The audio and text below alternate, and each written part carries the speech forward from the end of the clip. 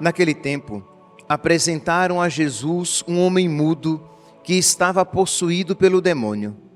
Quando o demônio foi expulso, o mudo começou a falar. As multidões ficaram admiradas e diziam: nunca se viu coisa igual em Israel. Os fariseus, porém, diziam: é pelo chefe dos demônios que ele expulsa os demônios.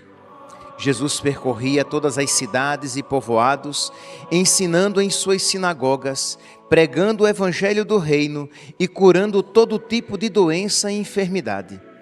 Vendo Jesus as multidões, compadeceu-se delas, porque estavam cansadas e abatidas como ovelhas que não têm pastor. Então disse a seus discípulos: a messe é grande, mas os trabalhadores são poucos. Pedi, pois, ao dono da messe que envie trabalhadores para a sua colheita. Palavra da salvação. Caríssimos irmãos e irmãs, temos a oportunidade de celebrar hoje Santa Paulina do coração agonizante de Jesus, a primeira santa que viveu no Brasil. Ela nasceu na Itália, mas com 10 anos de idade veio para cá e se santificou aqui. Então, ela nasceu para a terra na Itália, mas nasceu para o céu aqui no nosso Brasil. Então é a primeira santa canonizada, aqui. Santa Paulina nasceu em 1865, morreu no dia 9 de julho de 1942, com 77 anos, e foi canonizada por São João Paulo II no dia 19 de maio de 2002. Muito bem. Em que consiste a santidade de Santa Paulina? Isto é, o que foi que de verdade que ela fez e a santificou?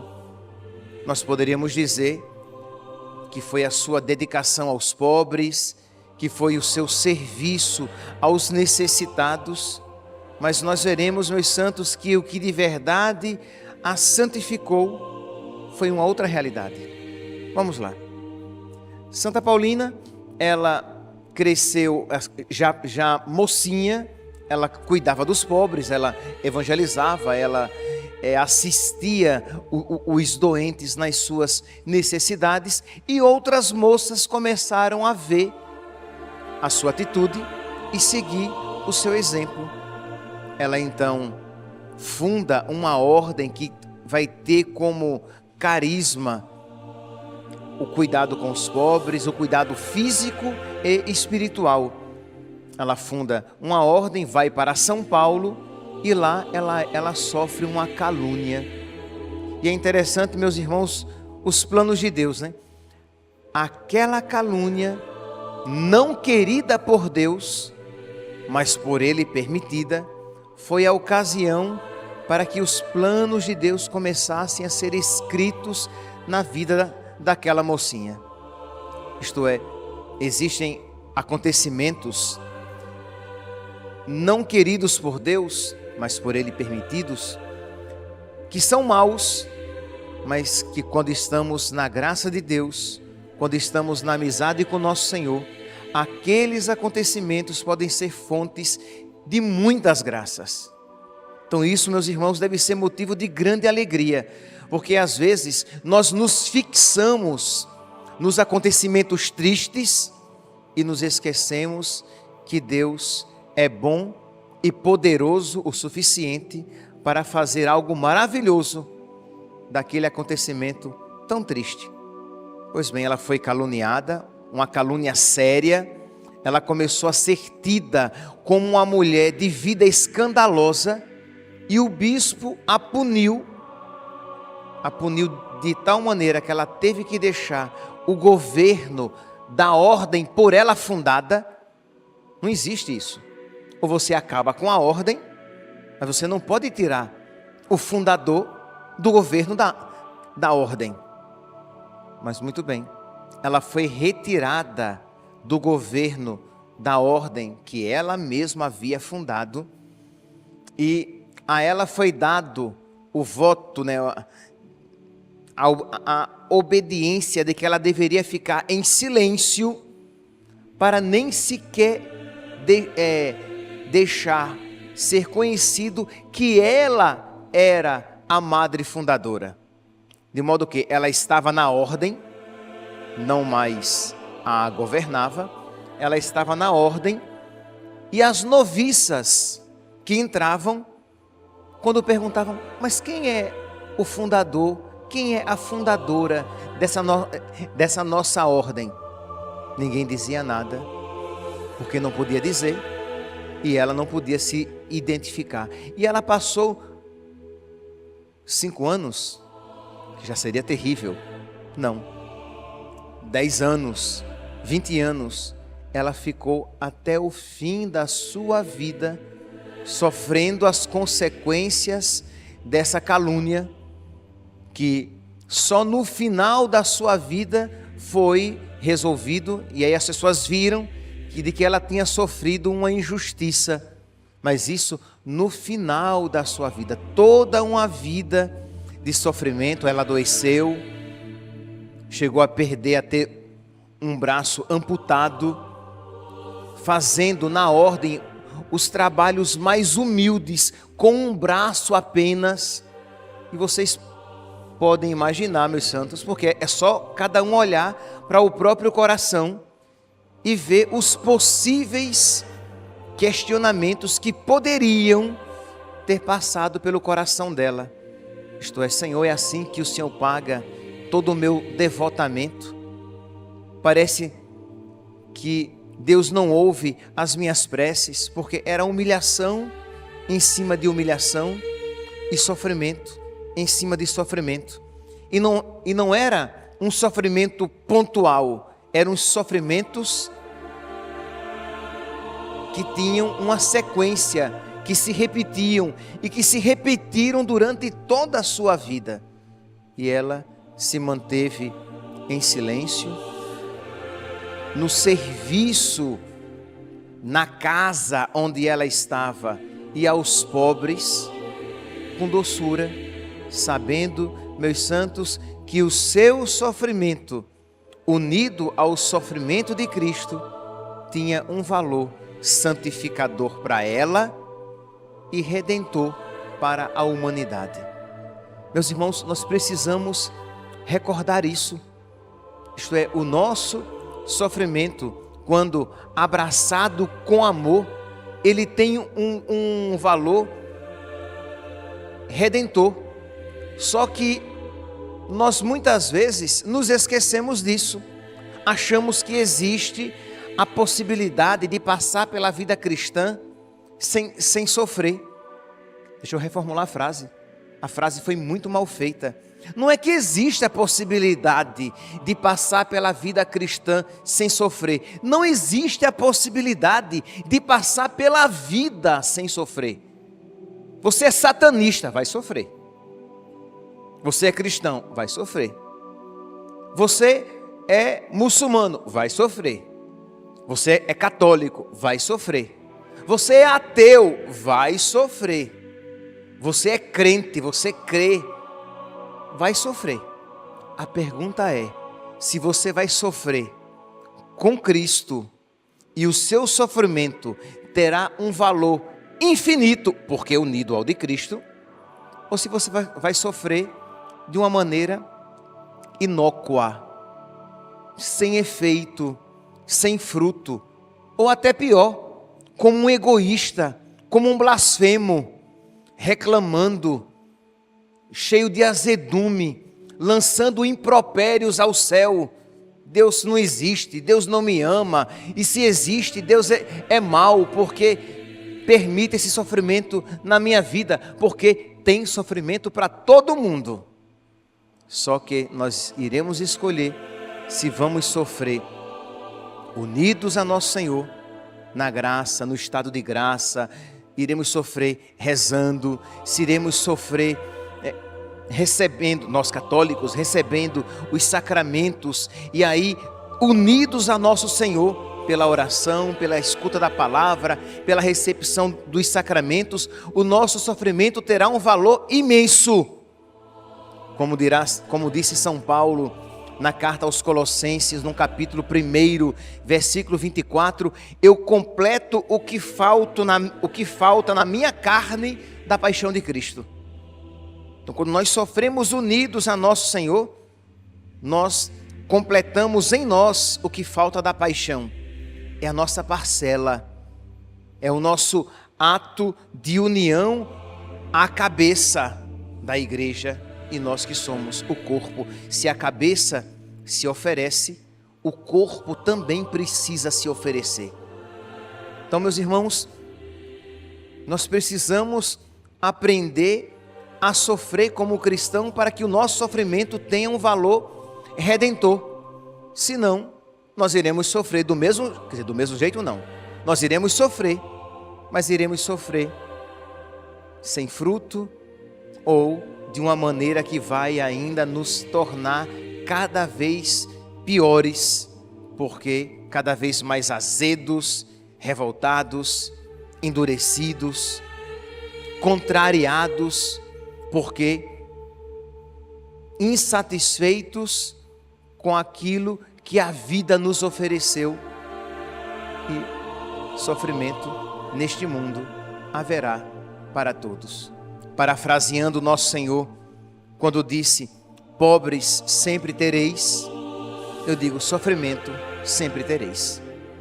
Ou melhor, sofrimento sempre teremos, para todos nós. Pois bem, então Santa Paulina do coração agonizante de Jesus, esta virgem, esta mulher consagrada, essa religiosa, ela se oferece então a Deus e aceita aquele sofrimento como sua participação na paixão de Cristo, e não tenhamos dúvidas de que o seu sofrimento fez com que a sua ordem se tornasse tão fecunda como se tornou, e não tenhamos dúvidas também que clamou pela conversão, pela salvação, pela santificação daquele bispo que lhe cometeu aquela injustiça. Pois bem, mas vamos voltar à pergunta que nós fizemos no início da celebração. Em que consistiu a santidade de Santa Paulina? Que nós poderíamos dizer, então, padre, ela se dedicou muito aos pobres, e isso é muito agradável a Deus. É, sem dúvidas. Padre, ela evangelizou, e isso é muito agradável a Deus. É muito agradável a Deus, sim. Mas o que a santificou de fato foi a vivência cristã, a vivência unida a nosso Senhor do seu sofrimento. Que, meus irmãos, o que foi que nos salvou?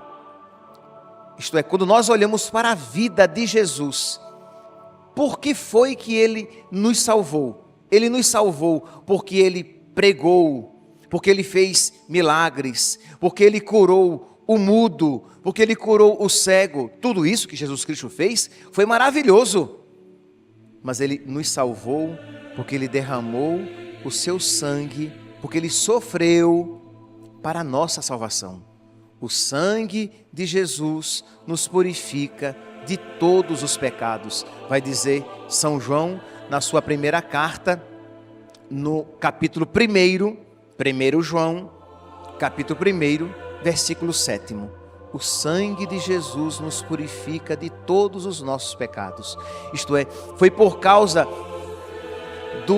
do amor misericordioso de nosso Senhor, que chegou ao ponto de derramar o seu próprio sangue, que Ele nos salvou.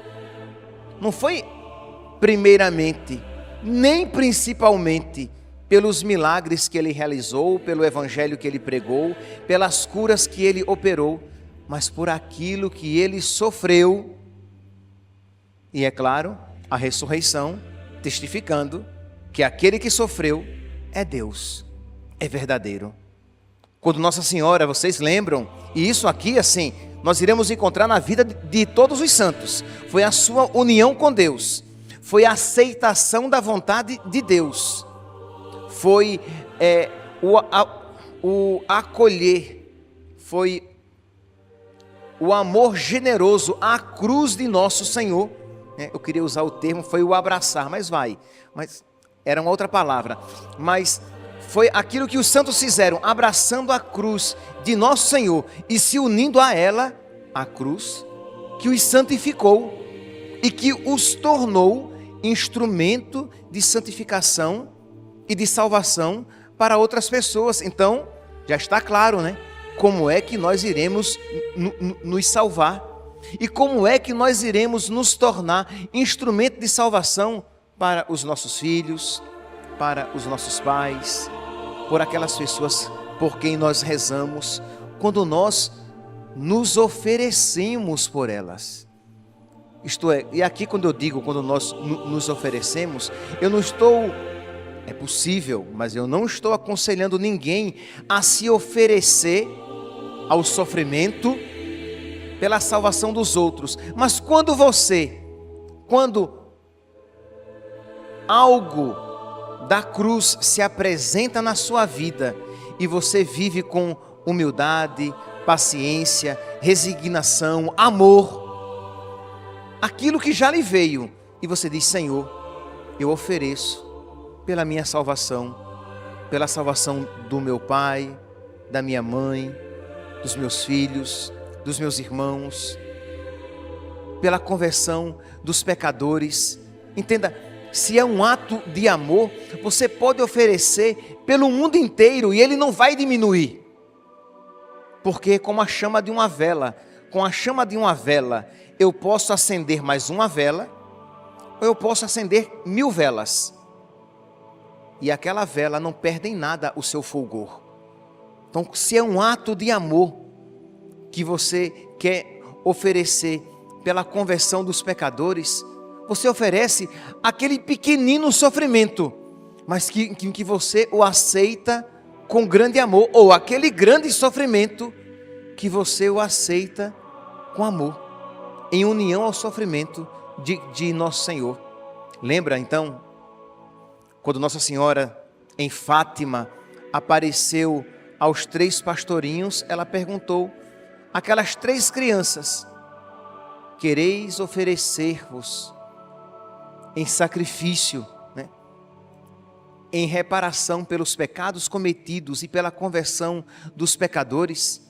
O que é que aquelas crianças poderiam a Deus oferecer?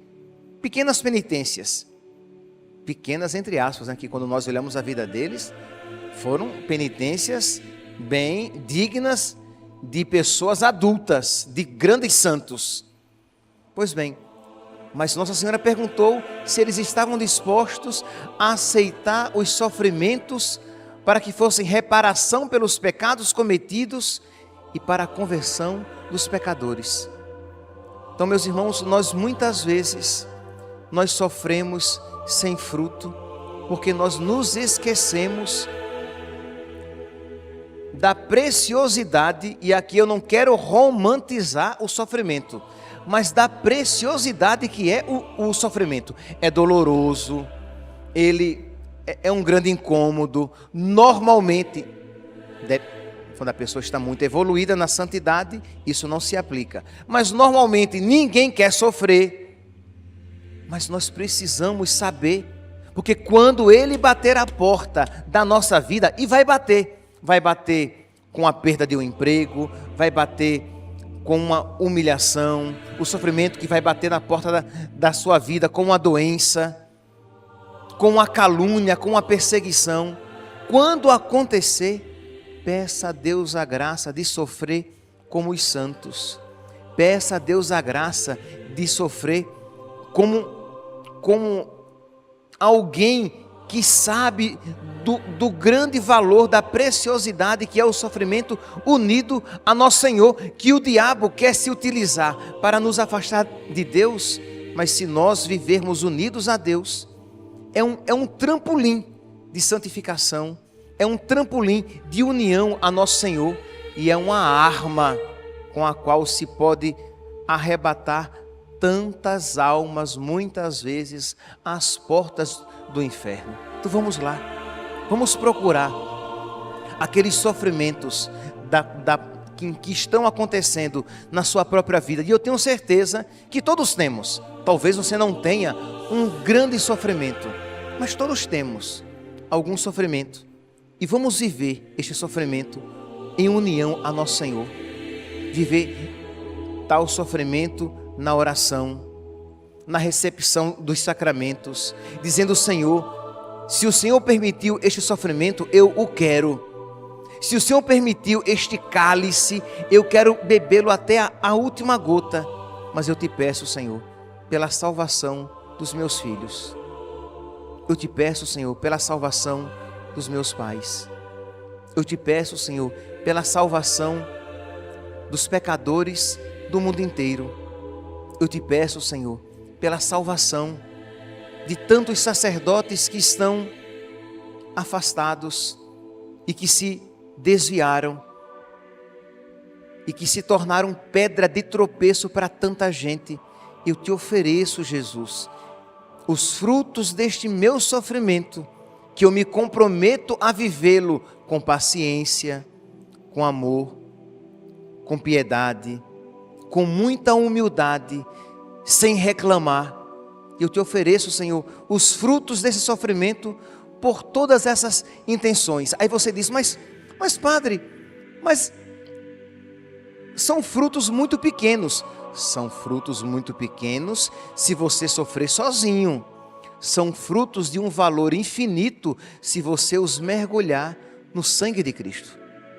Una os seus sofrimentos aos sofrimentos de nosso Senhor. E o caminho primeiro e principal de você se unir a nosso Senhor, de você unir os seus sofrimentos aos sofrimentos de nosso Senhor, é você se mantendo em estado de graça, de você tendo uma vida sacramental, fecunda, comungando com piedade. Isso faz com que o seu sofrimento, a sua vida, o seu corpo, a sua alma, tudo o que você tem, tudo o que você é, se una a nosso Senhor.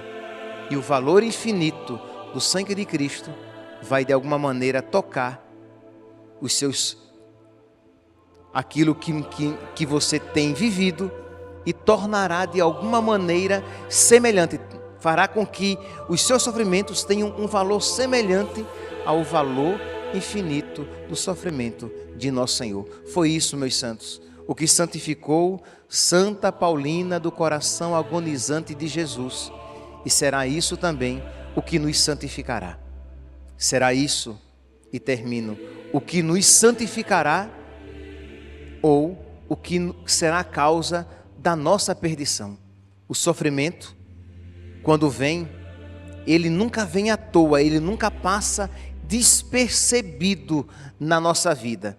Ou ele causa um grande dano, afastando-nos de Deus, ou ele é instrumento de uma grande graça, configurando-nos a nosso Senhor. Que Santa Paulina interceda por nós, para que nós aprendamos a sofrer de um modo que agrade a Jesus. Louvado seja nosso Senhor Jesus Cristo.